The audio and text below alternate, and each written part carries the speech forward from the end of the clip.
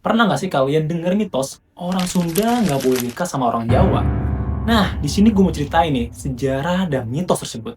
Jadi, kalau menurut buku Pararaton dan Kitab Negara Kertagama, sumber primer yang menyebutkan kisah Perang Bubat, jadi ada sebuah kisah cinta yang niatnya mau mempersatukan dua keluarga besar, tapi malah berakhir jadi tragedi paling berdarah.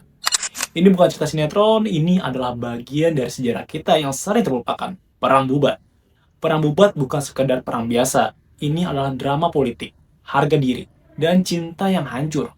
Kita bakal bahas gimana dua kerajaan terbesar di Nusantara, Majapahit dan Kerajaan Sunda, yang tadinya mau berbesanan malah saling bunuh di sebuah padang bernama Bubat. Untuk memahami konflik ini, kita harus kenalan dulu nih sama dua pemain utamanya. Di satu sisi ada Majapahit, yang pada abad ke-14 adalah kerajaan superpower di Asia Tenggara. Majapahit dipimpin oleh raja muda yang cerdas, Hayam Wuruk, dan didampingi oleh patih yang ambisius, Gajah Mada. Nah, Gajah Mada punya cita-cita besar, yang terkenal yaitu Sumpah Palapa. Nah, mungkin dari kalian yang belum tahu, sumpah ini menyatakan bahwa Gajah Mada tidak akan menikmati kesenangan atau istirahat, Amukti Palapa, sebelum berhasil mempersatukan dan menaklukkan seluruh Nusantara, yang meliputi wilayah seperti Gurun, Saram, Bali, Sunda, dan Tumasik. Nah, ini ada beberapa tafsiran dari Amukti Palapa. Yang pertama, menikmati kesenangan atau istirahat setelah tugas selesai. Yang kedua, memakan buah palapa yang mengacu pada makanan khas yang biasanya dinikmati saat santai atau bersenang-senang. Yang ketiga, mendapatkan kebaikan dan kesenangan yang tiada tara setelah seluruh wilayah takluk di bawah Majapahit. Di sisi lain, ada kerajaan Sunda yang sangat makmur. Kerajaan ini tidak suka perang dan lebih mementingkan perdamaian. Kerajaan Sunda dipimpin oleh Prabu Linggabuana, dan dia punya seorang putri yang kecantikannya sudah terkenal sampai ke telinga Raja Hayam Wuruk. Lalu, di buku naskah Wangsakerta, sumber yang berisi narasi versi Kerajaan Sunda, dan di buku Gajah Mada, biografi politik dan sejarah Nusantara oleh Muhammad Yamin, Gajah Mada melihat kesempatan emas. Dia tahu nih, kalau Hayam Wuruk menikahi Dyah Pitaloka, Majapahit bisa menyatukan kerajaan Sunda tanpa perlu berperang. Tapi, Gajah Mada punya rencana tersembunyi. Raja Hayam Wuruk mengirimkan utusan ke Sunda untuk melamar Dyah Pitaloka. Keluarga kerajaan Sunda setuju nih.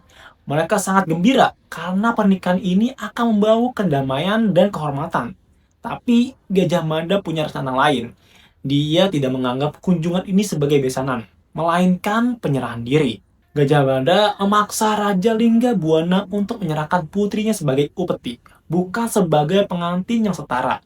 Ini adalah penghinaan yang sangat besar.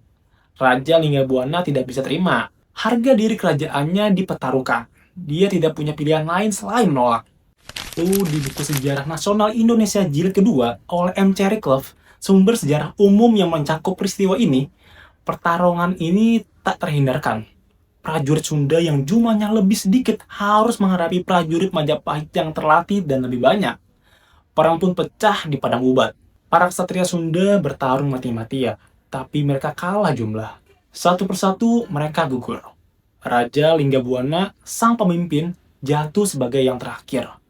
Dia memilih mati dengan kehormatan daripada menyerahkan putrinya sebagai upeti.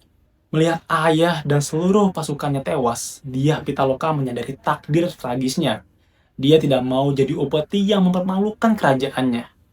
Dengan tekad yang kuat, dia memilih untuk bunuh diri, dengan keris sebagai bentuk perlawanan terakhir.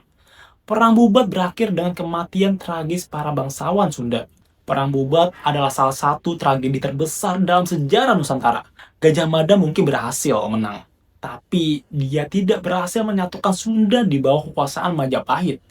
Sebaliknya, perang ini justru menciptakan permusuhan abadi antara Majapahit dan Sunda.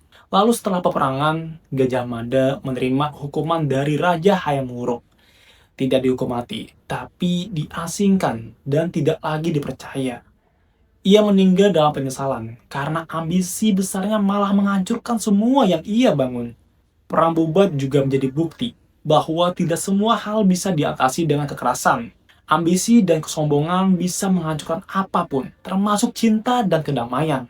Gimana pendapat kalian tentang kisah ini? Menurut kalian siapa sih yang paling bersalah di Perang Bubat? Atau kalian punya cerita yang beda dari video ini? Coba kasih tahu di komen versi kalian gimana.